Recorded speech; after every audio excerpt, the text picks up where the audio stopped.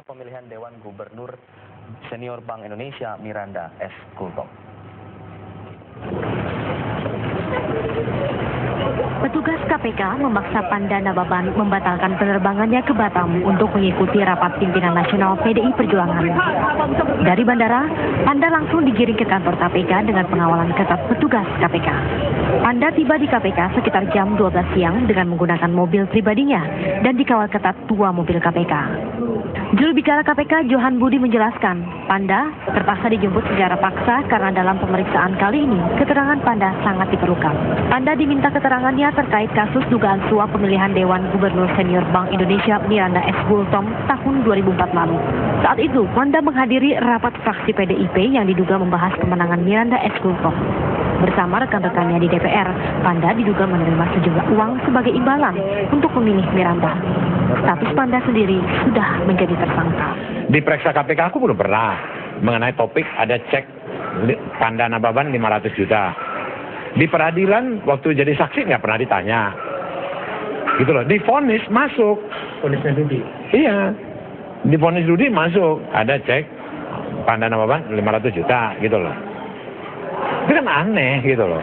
Ini Bang melihat banyak kejanggalan gitu. Lo banyak lah itunya, keputusannya itu ya aneh gitu loh. Dan kemudian seenaknya gitu loh. Cara ininya. Oke? Pengacara Panda Nababan, Patra M. Zen menyebutkan pihaknya akan meminta penangguhan pemeriksaan ke KPK karena nama Panda Nababan tidak disebut dalam cek perjalanan yang dibagikan ke anggota DPR pada tahun 2004. Uang itu diduga berasal dari Nunun Nurbaiti, istri mantan Wakapolri Adang Darojatun. Sejumlah penerima cek perjalanan sudah ditetapkan sebagai tersangka, namun KPK belum berhasil memeriksa Nunun Nurbaiti yang selalu mengelak diperiksa dengan alasan sakit. Miranda S. Gultom sebagai pihak yang diduga dimenangkan oleh DPR sudah beberapa kali diperiksa KPK. Statusnya masih sebagai saksi. Sepanjang Jumat, KPK dijadwalkan memeriksa 25 politisi yang diduga menerima uang suap pemilihan Dewan Gubernur Senior Bank Indonesia. Tim TV One mengabarkan. Dan pemirsa, untuk mengetahui bagaimanakah kabar terkait penahanan sejumlah politisi oleh KPK, kita langsung terhubung dengan reporter TV One Niken Diah yang kini berada di Lembaga Pemasyarakatan Cipinang, Jakarta Timur. Ya Niken, sejauh ini Anda bisa memantau aktivitas apa saja yang terlihat di LP Cipinang saat ini? Iya pemirsa, memang kita ketahui bahwa kemarin hari Jumat tanggal 28 Januari Komisi Pemberantasan Korupsi usai memeriksa 19 tersangka, kemudian mereka ditahan di sejumlah tempat seperti ada di Lembaga Pemasyarakatan Cipinang, kemudian juga ada Rutan Salemba dan juga Rutan Pondok Bambu serta Polda Metro Jaya. Dan untuk di LP Cipinang sendiri ada 9 orang tersangka, di mana salah satunya adalah Pasca Suzeta. Dan dari ke-19 orang ini memang masih ada 5 orang tersangka lagi yang belum sempat diperiksa karena memang mereka sedang dalam keadaan sakit dan juga ada yang sedang di luar kota. Namun mereka akan dipanggil oleh KPK minggu depan untuk menjalani pemeriksaan juga. Dan kemungkinan besar juga mereka akan mengalami penahanan seperti 19 orang tersangka yang sudah ditahan kemarin. Dan untuk hari ini rencananya Menteri Hukum dan HAM Patrialis Akbar, kami mendapatkan kabar bahwa ia akan mengecek ke LP Cipinang terkait 9 orang yang ada di LP Cipinang ini sejak kemarin.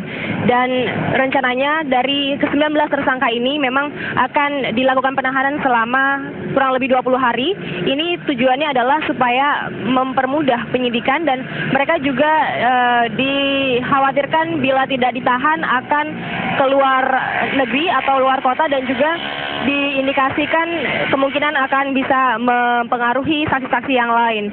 Dan selain itu juga KPK menyebutkan bahwa dalam waktu dekat maksimal 14 hari ada sebanyak 6 berkas yang akan dilimpahkan kepada pengadilan tipikor untuk ditindaklanjuti dari kasus dugaan suap berupa cek perjalanan dalam pemilihan Deputi Gubernur Senior Bank Indonesia Miranda S. Gultom kepada 19 tersangka yang kemarin sudah ditahan dan dimasukkan salah satunya di LP Cipinang ini. Kembali ke Anda di studio. Iya, Niken, kira-kira sejauh pantauan Anda di sana, bagaimanakah pengamanan di LP Cipinang sendiri? Kalau untuk pengamanan, di sini tidak ada yang berbeda seperti hari-hari biasanya. Tidak ada penjagaan yang dinilai cukup ketat karena memang ini sudah ada protap untuk pengamanan di LP Cipinang seperti hari-hari sebelumnya. Bahkan ketika kemarin ada 9 orang tersangka dari kasus dugaan penyuapan berupa cek perjalanan. Ini juga seperti biasa tidak ada penambahan personil pengamanan yang cukup berarti. Pantauan Anda yang sudah berada di sana sejak tadi begitu ya, apakah sudah terlihat ada pihak keluarga atau saudara yang tampak berkunjung ke sana mengunjungi para politisi yang ditahan di sana? Kalau kita lihat memang kami sudah berada di LP Cipinang ini sejak dini hari tadi. Memang belum ada tampak keluarga atau kerabat dari ke-9 tersangka yang ditahan di LP Cipinang ini karena memang mengingat jam besuk belum dimulai. Jadi belum tampak ada kerabat ataupun juga keluarga yang mengunjungi mereka.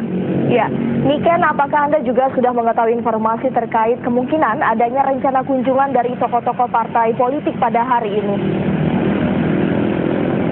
Ya, kalau untuk tokoh-tokoh partai politik yang akan mengunjungi rekan mereka yang menjadi tersangka dan ditahan di LP Cipinang ini, kami belum mengetahui pasti siapa sajakah yang rencananya akan mengunjungi mereka hari ini.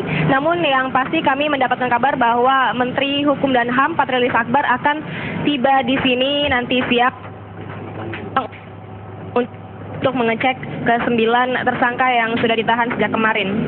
Baik, terima kasih Niken Dia atas laporan Anda dan selamat bekerja kembali. Ya, pemirsa, kami kabarkan kabar selanjutnya ini masih terkait sebenarnya ya.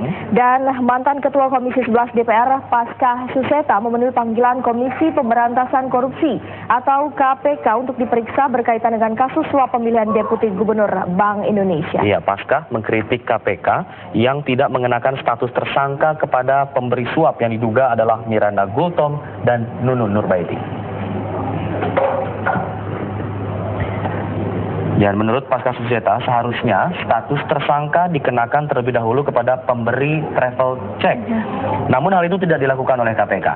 Paskah menilai penetapan status tersangka oleh KPK lebih bermuatan politis karena banyak fraksi yang juga menerima travel check tapi tidak diperiksa ataupun ditetapkan sebagai tersangka. Ya, Paskah Suseta ini diperiksa bersama dengan 5 mantan anggota DPR lainnya. Baharudin Aritonang dari fraksi Golkar, Niluh Mariani, Tirta Sari, dan Agus Chandra dari fraksi Partai PDI Perjuangan, serta Sofian Usman dan Daniel Tanjung dari P3.